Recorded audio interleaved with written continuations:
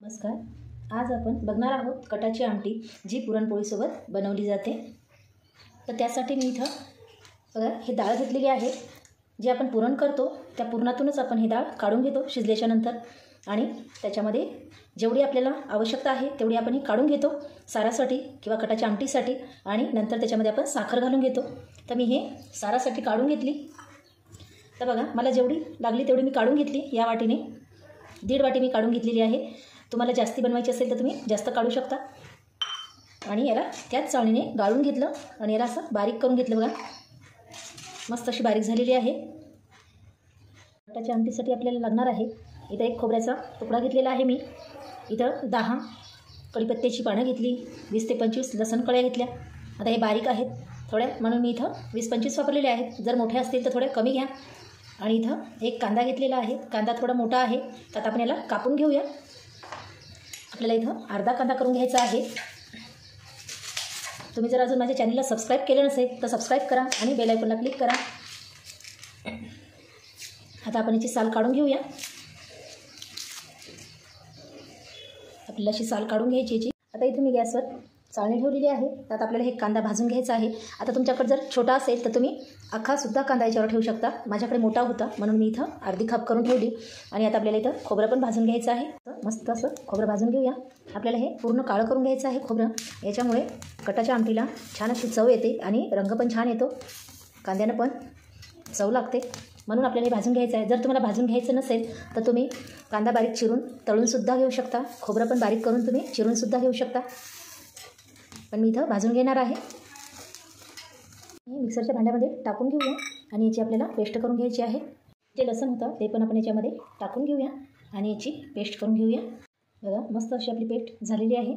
आपल्याला एकदम असं पाणी टाकून बारीक करून घ्यायचं नाही. कांद्यामुळे हे बारीक होतं. जास्त पेस्ट करून घ्यायची नाही. तर जे आपल्या इथं अर्धा कांदा राहिला होता ते याला चिरून घेऊया. याला आता आपण बारीक चिरून घेणार आहोत. असा बारीक चिरून घ्यायचा. तुम्हाला जर कांदा जास्त प्रमाणात आवडत असेल तर तुम्ही थोडा दुसरा पण याच्यामध्ये घालू शकता. आता आपण पॅन ठेवून बघा पॅनमध्ये तेल घालून घेऊया. आता कटाची आमटी आपल्याला तरी करायची असेल तर तेल थोडं जास्त घालावं लागेल. तरी जर आवडत नसेल तर तेल थोडं कमी घालावं लागेल. तर आता इथं मी या मापाने इथं घातलेलं आहे. आता तेल गरम झालं तर आपण याच्यामध्ये अर्धा चम्मच मोहरी घालून घेऊया. आता मोहरी लगेचच आपली तडतडली की याच्यामध्ये अर्धा चम्मचच जिरं पण टाकून घ्यायचं आहे. आता आपलं जिरं आणि मोहरी झालेली आहे. तर आता आपण हे याच्यामध्ये कांदा घालून घेऊया. आता लसण कांदा जर तुम्हाला स्किप करायचा असेल तर तुम्ही याच्यामध्ये स्किप करू शकता. झालेला आहे. आपल्याला इथं जास्त कांदा काळा करून घ्यायचा नाही. आता आपण इथं गॅस छोटा करणार आहोत आणि आता याच्यामध्ये जी आपण पेस्ट केली होती ते याच्यामध्ये टाकून घेऊया आणि त्याला पण परतून घेऊया. आता आपल्याला इथं लसण घालायची आवश्यकता पडली नाही कारण आपण पेस्टमध्येच लसण टाकला होता. बघा याला पण असं परतून घेऊया. आता याच्यामध्ये आपण टाकणार आहोत अगदी थोडं मिरी पावडर घालत आहे मी. मिरी पावडरने कटाची आमटी अगदी अशी खमंग होते. बघा या चम्मचनं मी अगदी पाव चम्मचला कमीच घातलेली आहे. आता घालूया कढीपत्ता. बघा याला पण परतून घेऊया. आता इथे मी छोट्या चम्मचनं इथं अंबारी गरम मसाला घालत आहे 1 चम्मच. चम्मचनं सांबार मसाला मी घालत आहे. बघा अर्ध्या चम्मचला थोडा जास्त आहे. आता याला आपण असं परतून घेऊया.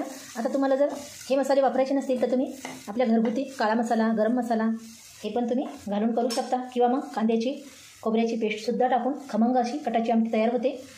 आता अगदी चिमूटभर आपण याच्यामध्ये साखर घालणार आहोत.